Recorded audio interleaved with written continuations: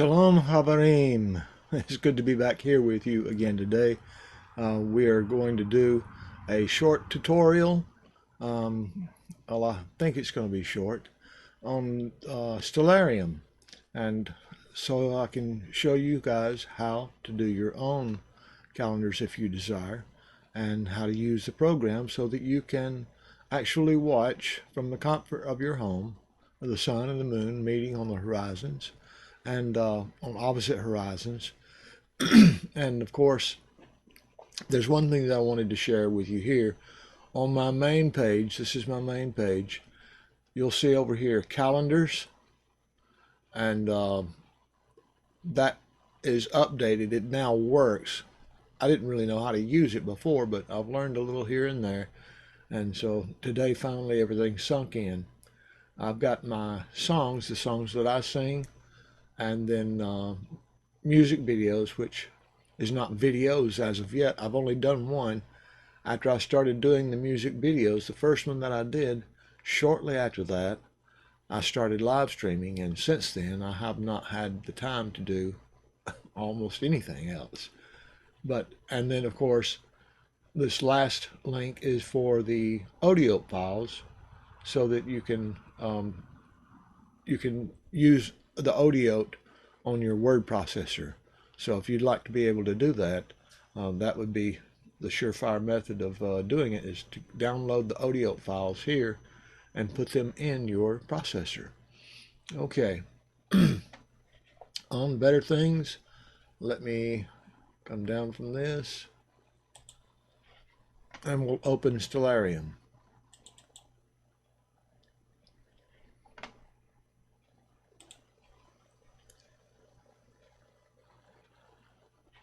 Okay, just want to make sure that I've got everything going right.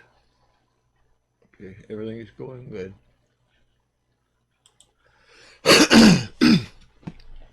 I have noticed that for the past couple of months that I have been coughing in the evenings, and it's because of allergies, and the more I talk the more disturbed I get. So anyway, I'm going to try to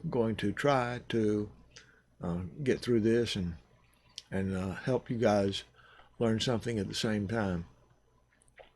If you come over here to the left hand side,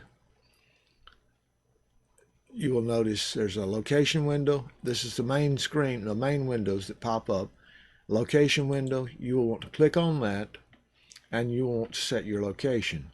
Now, I just typed in a city, which is Birmingham, Alabama. It's the largest city near me.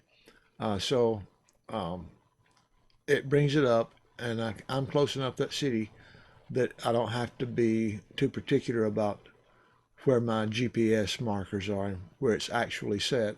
If I wanted to be more accurate than I am, I could set it by the GPS, but I don't need to be any more accurate than what I am, so I set it for the city closest to me, and that would be the same thing that you would do.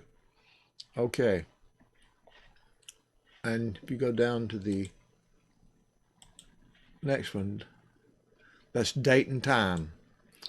Now, I usually put my date and time window over here on the right, but as you can see, if I put that over here on the right, it's going to be behind me, and I can't make this thing pop up in front of me.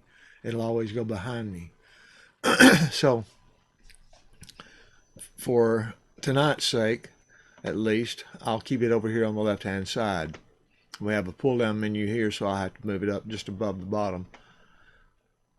and we go to the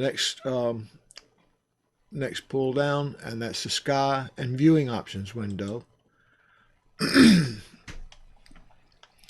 There's not a lot that I've done on this.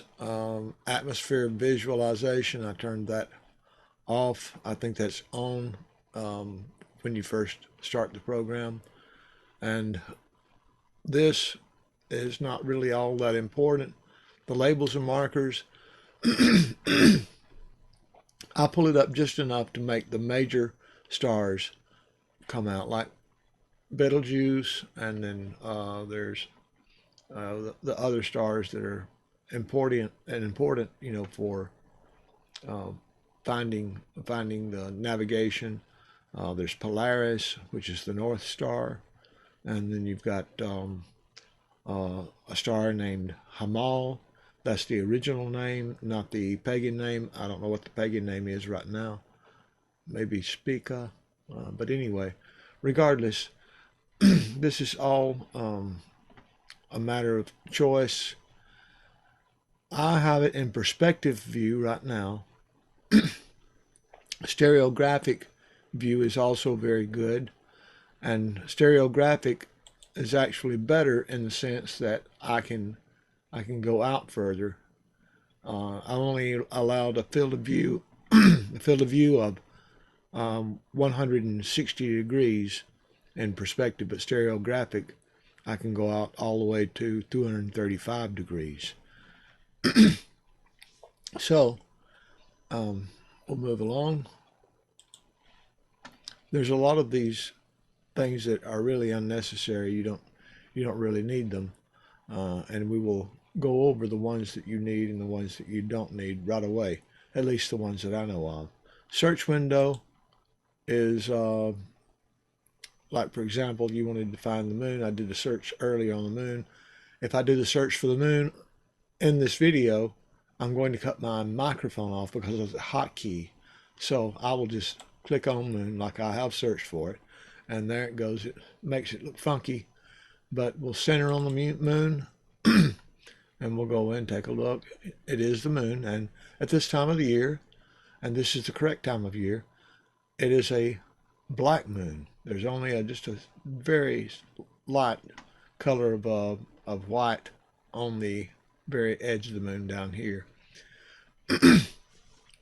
But anyway, let's go back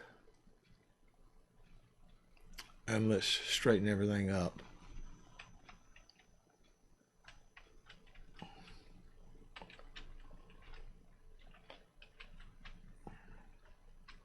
And I usually like for my view to be back toward the east because that's where the moon rises. I just find it more, easier to work with.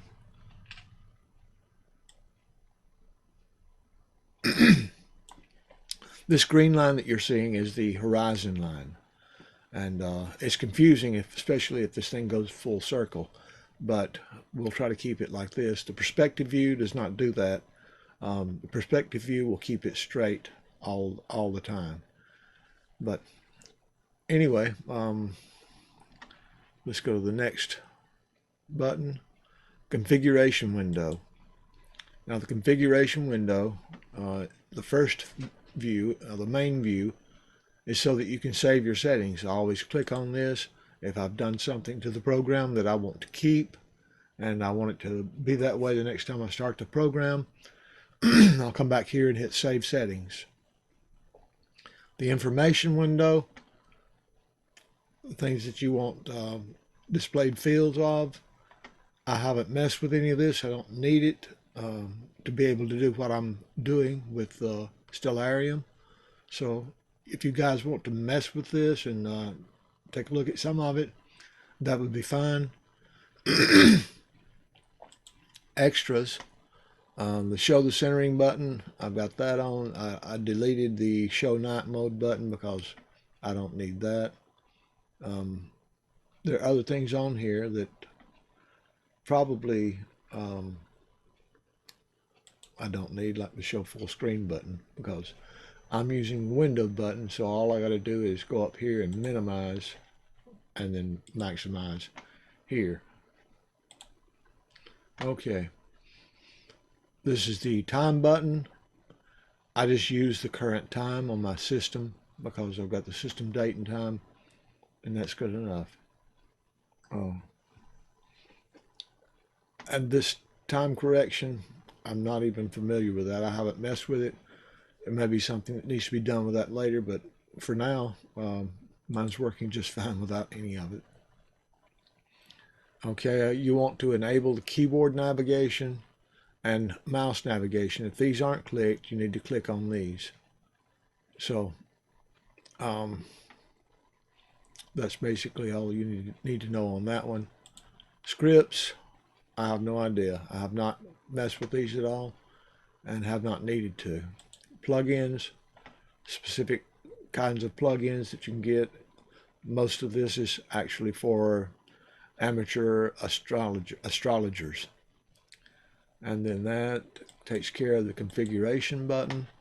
Let's go on down to the astronomical calculations. I'll just let you see it. I don't do astronomical calculations either, so what of this I might use in the future, I don't know. And this has several options as well.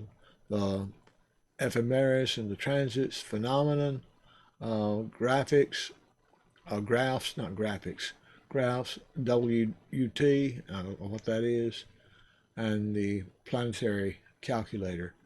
And that would come in handy if you wanted to calculate when the planets were coming into alignment or certain things like that. But that's not what we're using this calendar, this program for. We're using it for Yahweh's calendar. So that's not necessary. And then the help button. This is useful for letting you know what the different keys are for that work on this. Hotkeys especially. One of the hotkeys in here, of course, is the up and down arrows and the side-to-side arrows. The side-to-side arrows, if I click to the right arrow, it spins me around to the right. If I click to the left arrow, it spins me around toward the left. And that's good when you're looking at the sun setting in the west and the moon rising in the east, so you can see whether or not they actually meet above the horizon the day before the first day, the new moon day, the first day of Yahweh's calendar in that particular month. All right. And then after you get through with the side menu, there's a bottom menu down here. The first is for the constellation lines, and that's what you see drawn all over the place. There's the constellation lines. If I delete that, then those go off. You can actually put the constellation labels if you want to, but I prefer not to see the pagan names on that. So, and this is also for the constellation art, so that you can see the constellations. One of the most common constellations is, of course, Bethula. That's the original name, not the pagan name. Bethula is very important for determining the years that have 13 months or 12 months. This will be the determining factor at the end of the year, and I will show you that in time to come. Okay. Now, I'll turn those off because it's distracting. This is for the equatorial grid, and it doesn't really do us much good. So I'll leave that off. It's just distracting. This is the azimuthal grid, and it's also just distracting. We don't really have any need for that. This is the ground view, and you can make the ground look just like the ground where you live if you want to, but I don't find it necessary. As a matter of fact, it takes away from what I am looking at, because sometimes the sun and the moon are below the horizon and I need to come up to the horizon with the sun and moon, so I need to be able to see below and above the horizon. Okay. Okay, and then this is the cardinal points. All the directions you see in red are the cardinal points. If you delete that, they go away. But I prefer to keep those on because it makes it much easier for me to find the sun and the moon. This is atmosphere, and atmosphere tones down the my goodness, tones down the brightness of the sky, but I prefer to have the regular brightness without the interruption of the atmosphere. This is for deep space objects, deep sky objects. It's unnecessary because we don't use those in the calculation of Yahweh's calendar. This is the planets. We don't necessarily have to have those either, but I kind of like to see where the planets are sometimes, so I'll leave it on just for my own pleasure. This is a switch between the equatorial and azimuthal mount, and it makes me go sideways, so I just leave that off. This is for selecting on an object that's centered, and what we can do, for example, we can go down here to the moon and I can double click on that and it will center it, or I can hit this and it will center it. Let's go off of it and I'll click on the moon, and then I will center by this button, and it centers it so that we can go straight in to the moon. Oh, that's not moon, that was Mercury. The moon. Okay, now it's centered. All right.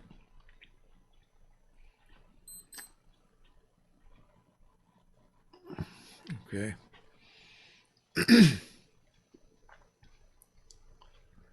This shows the exoplanets. I don't even know what those are. If you put it on, it puts a lot of junk on your screen, so I would prefer to have it off. This shows meteor showers. If you're interested in meteor showers, it's not all that important for determining the months of Yahweh, so I'll leave it off. This is a search dialog for meteor showers. This is the satellites. If you want to know where are all the satellites in the sky, this will help you find the satellites. I don't need the satellites because they're not also going to tell me when the full moon is going to be or what. Now, this is just time relevant. That's paused, that's play, and that's play at true time. So we are watching the sky as we would watch it outside. So let me get to a better view. There we go.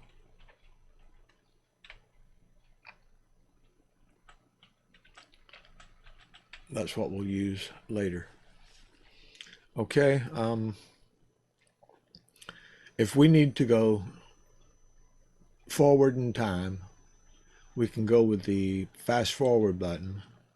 Every time you click it, it goes faster and faster. Okay, and then you can stop it by hitting the play button, which when I'm doing the forecast for Yahweh's days in his month, I always pause that so that I can just stay where I am and it's not moving and aggravate me any at all.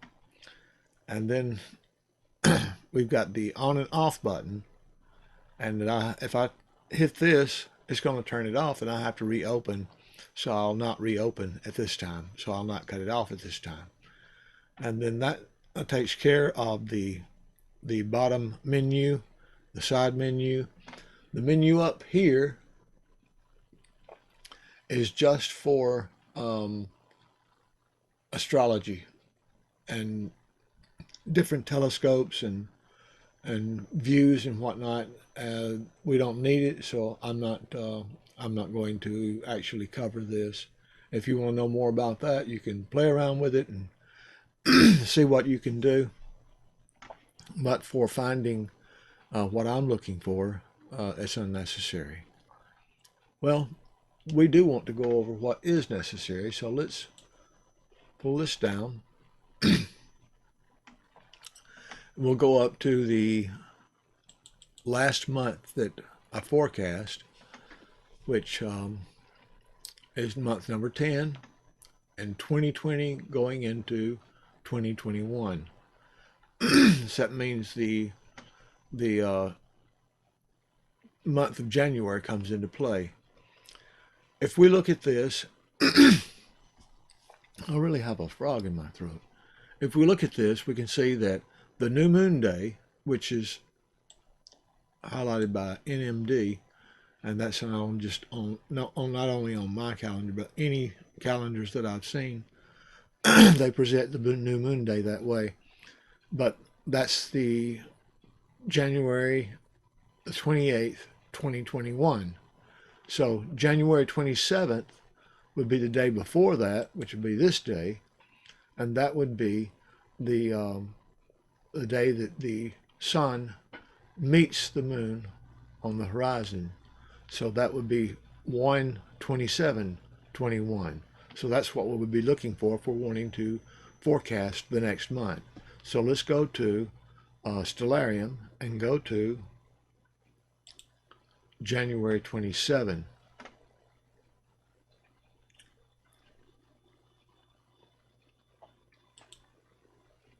Okay.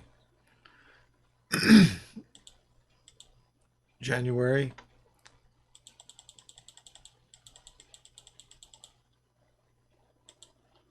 27. And of course, we're going to have to go much later in the day than this.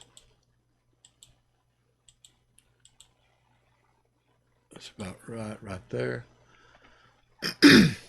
As you can see, we can see the moon and the sun above the horizon.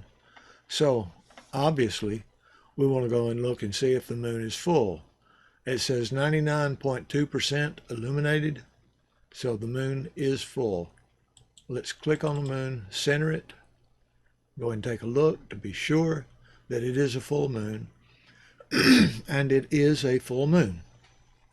So we have proof already by seeing the moon and by seeing the sun on the horizon. The sun greets the moon and the moon greets the sun.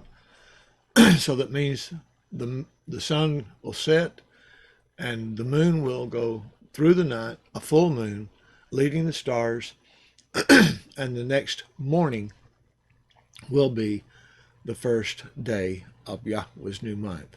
That would be the new moon day. Okay, and that's how we prove that with Stellarium. Now let's go out of Stellarium. We're finished with that. So we proved that the first month of the Gregorian calendar, the 28th day in the year 2021, is the new moon day. So that would be transferred to the next calendar. All right, and just like we've done this one, we'll go to Thursday on the next calendar, and I will pull this one down and get the template, and I would start on Thursday, and I would first color it in because I want it to be the color of all my new moon days. If you see yellow on my screen, it's always going to be representing the new moon day, and then the Sabbaths following that I always highlight in a light blue.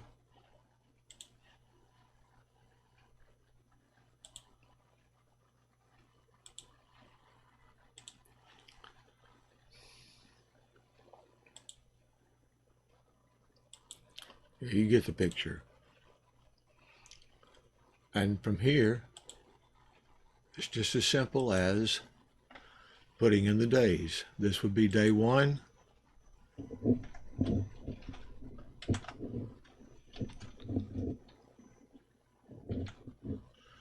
Okay, and then 2, 3, 4, etc., all the way through the month.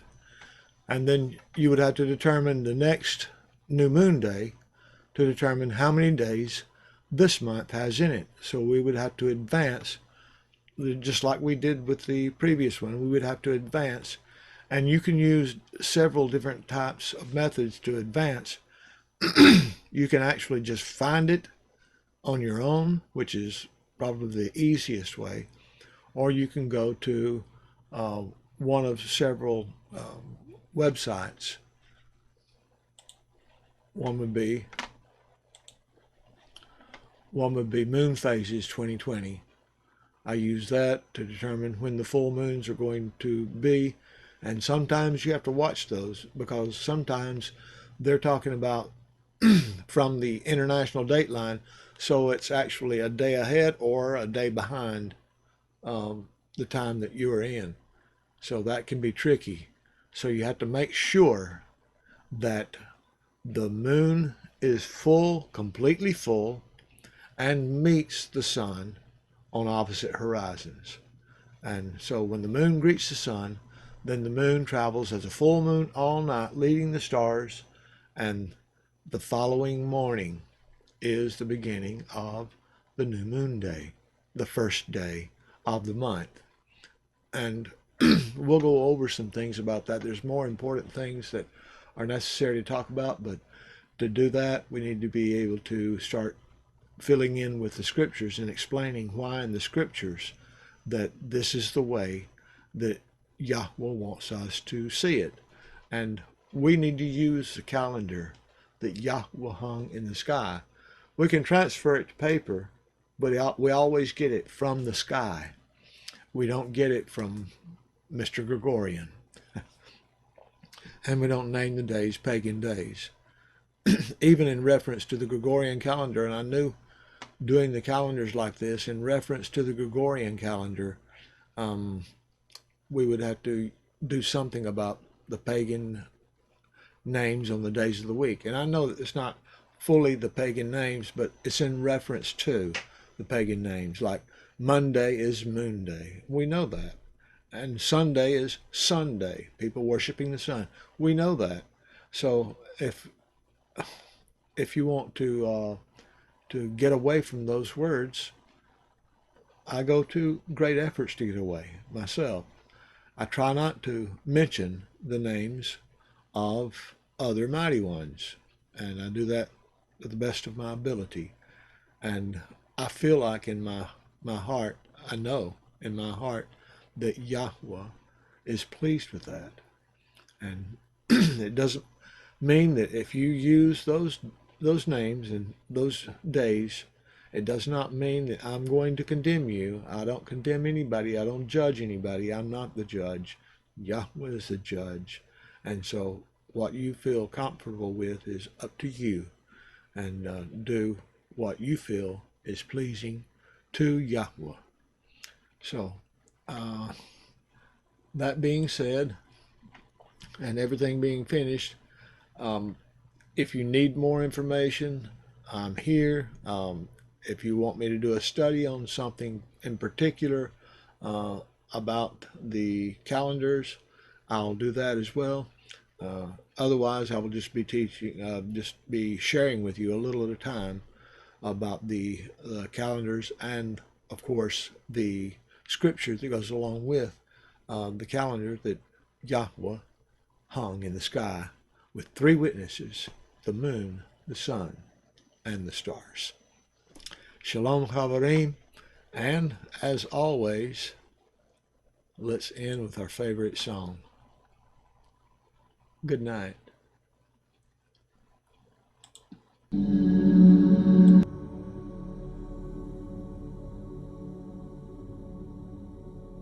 I sing to Yahweh, for he is highly exalted.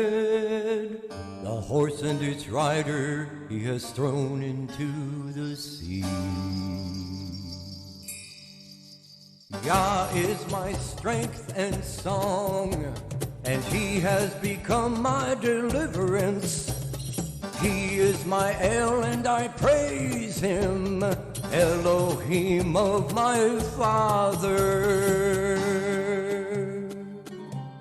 and I exalt him. Yahweh is a man of battle, Yahweh is his name.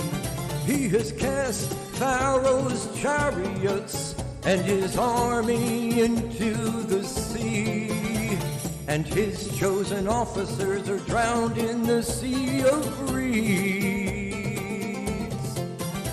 The depths covered them, they went down to the bottom like a stone.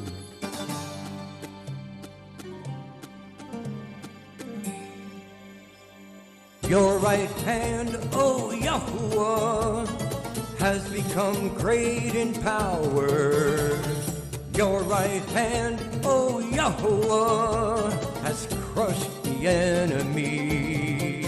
And in the greatness of your excellence, you pulled down those who rose up against you.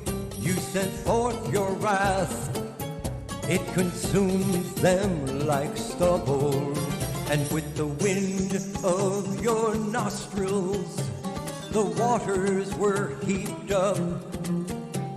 The floods stood like a wall, the depths became stiff in the heart of the sea.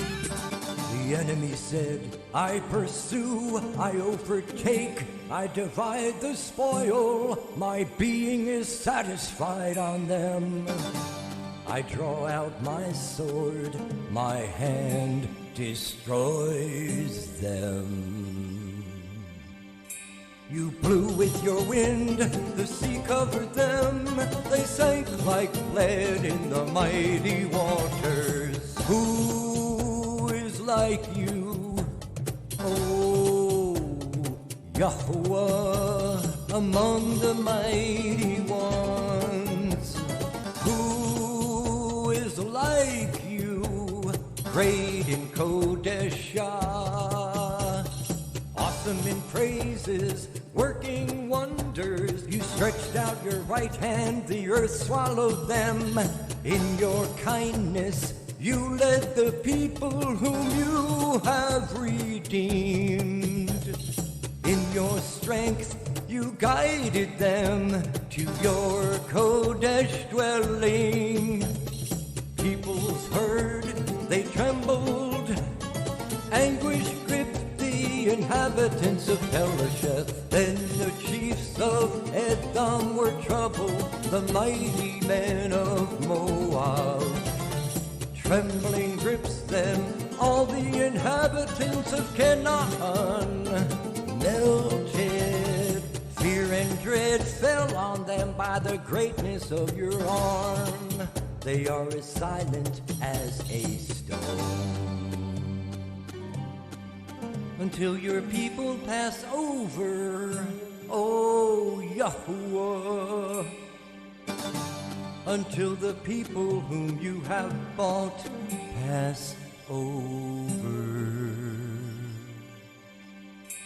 You bring them in and plant them in the mountain of your inheritance, in the place, O Yahuwah, which you have made for your own dwelling, the Mikdash, O Yahuwah, which your hands have prepared.